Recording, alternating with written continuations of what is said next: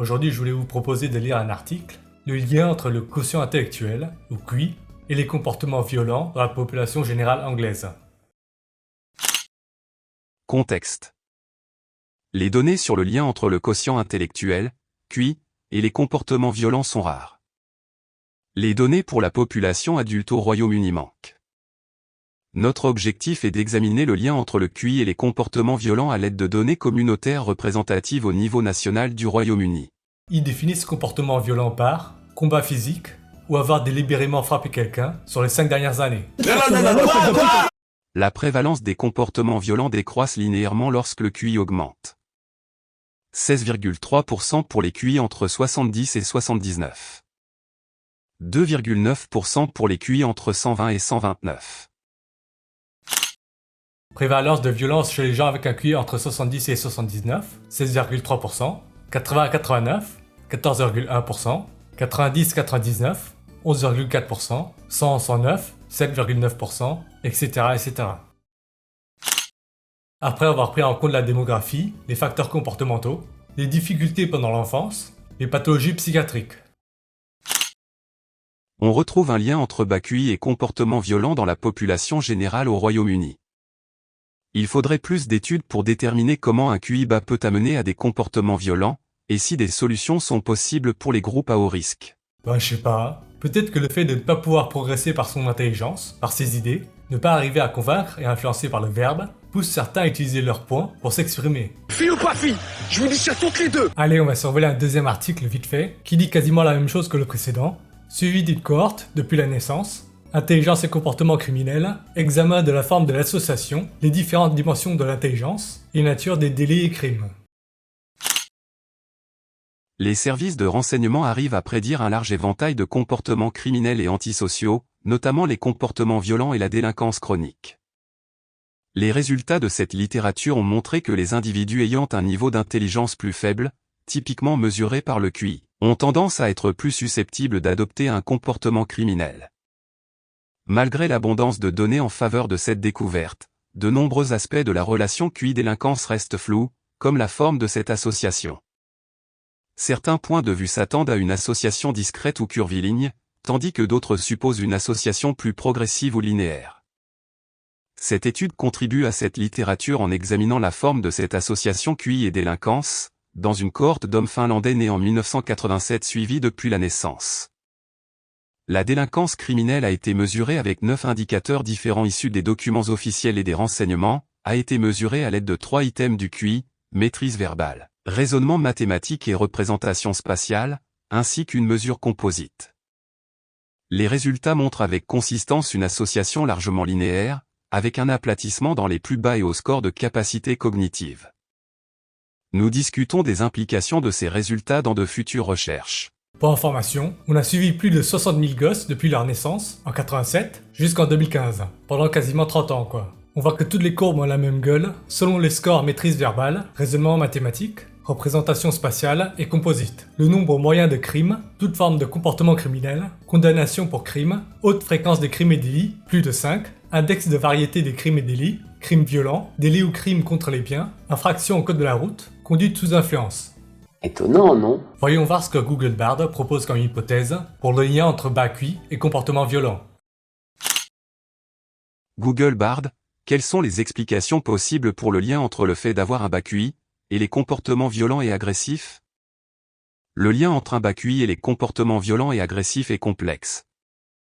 Il a été étudié par de nombreux chercheurs depuis plusieurs années. Il n'y a pas une seule explication pour ce lien mais de nombreux facteurs peuvent y contribuer. Déficit cognitif. Les individus avec des scores de QI bas peuvent avoir des difficultés à comprendre des signaux sociaux et les émotions, ce qui rend difficile la résolution de conflits paisiblement.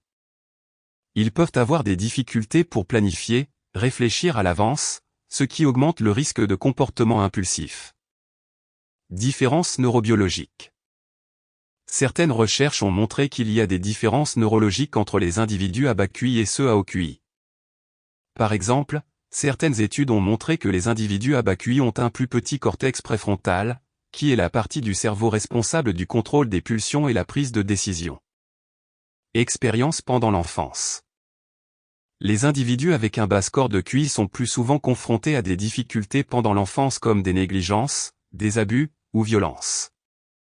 Ces expériences traumatiques peuvent avoir des conséquences durables sur le développement du cerveau et peuvent augmenter le risque de comportements agressifs plus tard dans la vie. Facteurs environnementaux. Les personnes avec un bas QI sont plus sujettes à des désavantages sociaux et économiques, qui peuvent augmenter le risque d'exposition à la violence ou autres risques d'agression. Il est important de noter que le lien entre un bas QI et les comportements agressifs et violents est complexe, et qu'il n'y a pas qu'une seule cause. Néanmoins, comprendre les explications possibles pour ce lien peuvent nous aider à développer des solutions plus efficaces pour prévenir et éviter ces violences. Voici quelques exemples spécifiques de comment chaque facteur peut contribuer au lien entre un bas QI et les comportements violents. Déficit cognitif. Si une personne a des difficultés à comprendre des signaux sociaux ou les émotions, ces individus peuvent mal interpréter les actions et les intentions des autres, menant au conflit et l'agression. Ils peuvent aussi avoir du mal à contrôler leurs émotions, ce qui les amène à plus souvent passer à l'acte quand ils sont en colère ou frustrés. Différences neurobiologiques. Si une personne a un cortex préfrontal plus réduit, elle peut avoir des difficultés à retenir ses pulsions et à prendre des décisions. Elles seront plus enclines à passer à l'acte sans penser aux conséquences. Expériences traumatiques pendant l'enfance. Les traumatismes de l'enfance peuvent endommager le cerveau en développement. Une personne aura plus de difficultés à maîtriser ses émotions et se comportera d'une façon socialement inadaptée. Cela peut amener à des comportements agressifs difficiles à prévenir. Facteurs environnementaux. Si quelqu'un vit dans un endroit où il y a beaucoup de crimes ou a peu d'opportunités de formation et d'emploi, il peut se sentir coincé et désespéré. Cela peut les amener à se tourner vers la violence comme moyen de faire face à leur frustration et colère. Maintenant, imaginons des mesures politiques qui pourraient permettre de réduire, par exemple, la sécurité, ou encore les attentats, l'importation de conflits à la con qui opposent d'autres pays. Pourquoi ne pas par exemple sélectionner les gens qui entrent dans un territoire donné, la France, ou plus largement l'Europe, voire l'Occident, sur le QI. Idéalement une sélection individuelle, ou au moins une sélection probabiliste, par groupe, si le profilage individuel n'est pas possible. Qu'est-ce que vous en pensez de mon idée? Pour moi, c'est un top produit. Le raisonnement que je viens de vous verbaliser en moins de 2 minutes, vous croyez vraiment que les dirigeants, l'élite intellectuelle, n'y ont jamais pensé? Vous croyez vraiment qu'ils ne sont pas au courant de cette littérature? Ce raisonnement facile que je viens de vous formuler en quelques minutes, vous croyez vraiment que ce n'est jamais passé par la tête de l'élite? Bien sûr qu'ils sont au courant de ces phénomènes, de leurs solutions, ils ne les appliquent pas parce que ce n'est pas dans leur intérêt. Ils ne sont pas confrontés à ces problèmes, eux personnellement, ou leurs proches. On va faire tout ce que tu veux, tu seras heureux. Allez, pour conclure cette vidéo, je précise pour les gogoles qu'il s'agit de tendance. Personne ne dit que tous les gens avec un bas QI sont violents, ou que tous les gens au QI sont paisibles, mais si vous prenez un groupe de 1000 personnes avec des bas QI, un autre groupe avec 1000 personnes avec des hauts QI, vous risquez de trouver plus d'individus violents, agressifs, d'avoir des problèmes d'insécurité dans le premier groupe. Non mais sans blague. Alerte au gogol!